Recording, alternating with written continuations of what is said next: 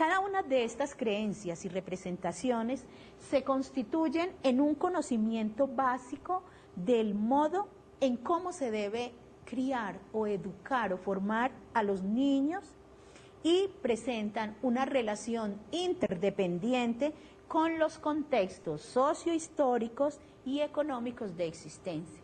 Y esto me parece que para nosotros los psicólogos es muy importante, porque no podemos pensar que todo está solamente en el mundo de lo subjetivo del sujeto, sino que ese ser humano es un ser relacional. Por lo tanto, hay factores de orden cultural, de orden social, de orden político, de orden económico, de orden ambiental, que están en constante interacción frente a esas formas de actuar, de ser en el mundo también.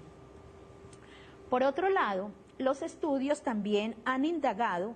por la intencionalidad investigativa, las cuales en este proceso de crianza identificamos cinco intencionalidades. Unas que se relaciona con crianza y comportamiento, otra intencionalidad, estudios comparativos de las prácticas de crianza en familias de diferentes países, crianza, cultura y globalización, que tiene que ver con todos los fenómenos migratorios, crianza y pobreza, y crianza y democracia. Y que fue muy seductor para nosotros identificar como estos estudios y en los cuales pues identificamos, por ejemplo, que con respecto a la relación crianza y comportamiento, identificamos autores como Ramírez y Castillo, Bielma, Wong, Diman, León y Patrick Hurtado, Satir, que plantea que la forma en que interactúan los padres y madres de familia e hijos e hijas se construye la calidad de la relación. Y esa calidad de la relación, concretamente para nosotros, como lo plantea Virginia Satir en sus libros Nuevas relaciones al interior del núcleo familiar, ella plantea que hay unas relaciones interhumanas al interior de la familia que pueden ser nutricias o pueden ser conflictivas. Y en dichas relaciones se forman y se fortalecen u obstaculizan, dependiendo si es nutricia o si es conflictiva, la autoestima, la construcción de normas y valores, la comunicación democrática, una relación dialógica, una relación de diálogo, y los vínculos fuertes con la sociedad, dependiendo de la calidad de la interacción. Y eso para nosotros es muy afín con los planteamientos de Erik Erikson, etcétera, ¿sí? Los estudios comparados de crianza, hemos identificado autores como Crawford, Brown, Baumrind,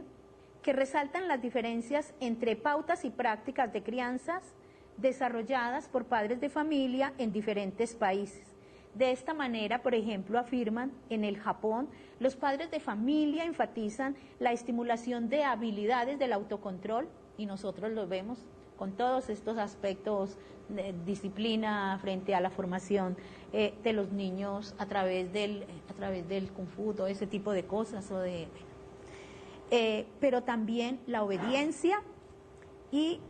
la autoridad adulta, la cortesía social en las relaciones de padres e hijos y el fomento de las metas grupales.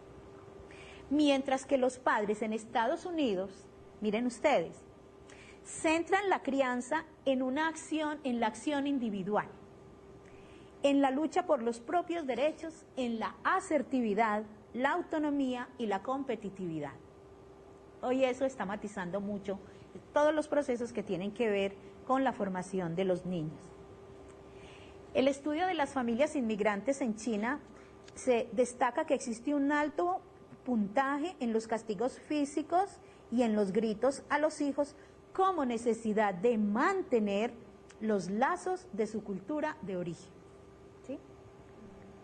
Otros estudios comparados, por ejemplo, entre Jamaica y el Líbano y en Perú y Colombia, señalan que el estilo dominante de la crianza, cierto, tanto en el Caribe, pero también en otras regiones del país, es autoritario, como también lo es en el Líbano. Pues en esta región el estilo de crianza destaca una formación severa en la disciplina impuesta por el padre y la sobreprotección de la madre, de tal manera que el castigo aparece como intimidación, se llama el ta'ajil y literalmente significa iniciar al miedo y a la vergüenza. Si ustedes vieron la película que se llama Cometas en el cielo, cuando el padre le dice al niño, no me avergüences. Ese es el asunto, como el argumento, la demanda, digámoslo así. En Perú y Colombia indagan por el desarrollo de personas autónomas, con una conciencia moral recta, capaces de actuar como adultos, demócratas y honestos. Así, las relaciones de poder al interior de la crianza, todas ellas basadas en el miedo del niño al castigo, impiden, por supuesto, dicha autonomía. Esos son los resultados de esos estudios. Por tal razón se sustenta la noción de disciplina inductiva, la cual se basa en la apelación de la razón al amor propio y al deseo de crecer del niño como un argumento importante en ese proceso de crianza. En el caso de la comparación de las prácticas de crianza en Occidente y Oriente, se subrayan las tradiciones familiares en cuanto a la utilización del castigo como una situación cultural, contraproduciendo los ritos de iniciación en las culturas orientadas con las prácticas de castigo que utilizan un enfoque conductual típicas de las prácticas occidentales. Por lo tanto, entonces, estos estudios destacan características culturales en la crianza desde una perspectiva comparativa que enfatiza en el interior similitudes, diferencias en las prácticas, una perspectiva cultural que en este estudio permite comparar las prácticas entre una y otra región y que se interesa por develar las condiciones de los contextos que inciden en la experiencia de la crianza.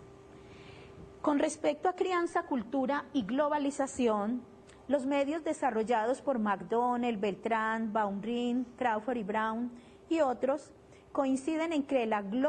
globalización ha impedido las creencias y las prácticas culturales de crianza en el mundo. Así, el aislamiento, la ruptura de comunicación, las dietas desagradables, los mercados de sexo y la biotecnología o prácticas de crianza cientificadas y mercantilizadas han incidido también y han afectado esas formas tradicionales, esas formas que,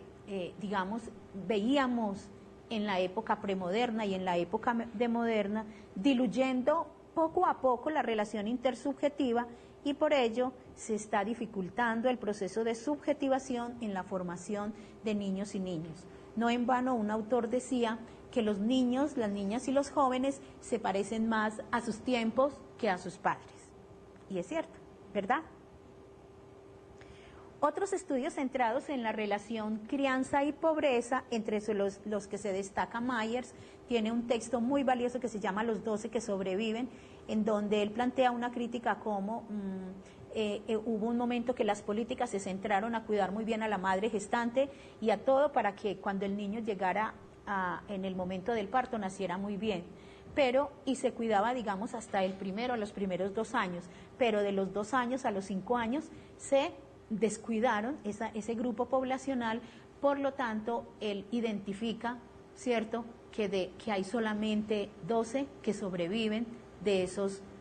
20 que nacen. ¿Y qué está pasando allí? Entonces viene lo de las políticas de primera infancia y todo ese tipo de cosas que estamos trabajando hoy. Por lo tanto, también estos autores, entre los cuales hay psicólogos, hay sociólogos y todo esto, pero también a partir del estado del arte que hizo el DAPS en Bogotá con la Universidad Javeriana y la Universidad Nacional, se afirma que la equidad no se reduce a la superación de la pobreza, sino también y sobre todo a la igualdad de oportunidades y a la distribución del ingreso al cual puedan acceder las familias, y no solo, también a la falta de dinero. Nosotros vemos muchas veces que se plantea que la educación en la gratuidad, pero no es suficiente con que digamos que los niños no les vale 5 centavos la matrícula, pero si no tienen el pasaje, si no tienen para comprar sus libros, si no tienen cómo transportarse, ahí van a tener dificultades también.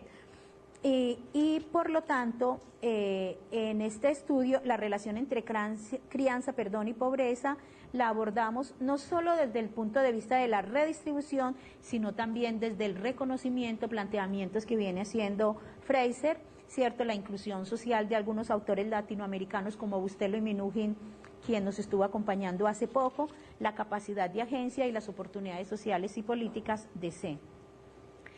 Entre los estudios que identificamos frente a la relación crianza y democracia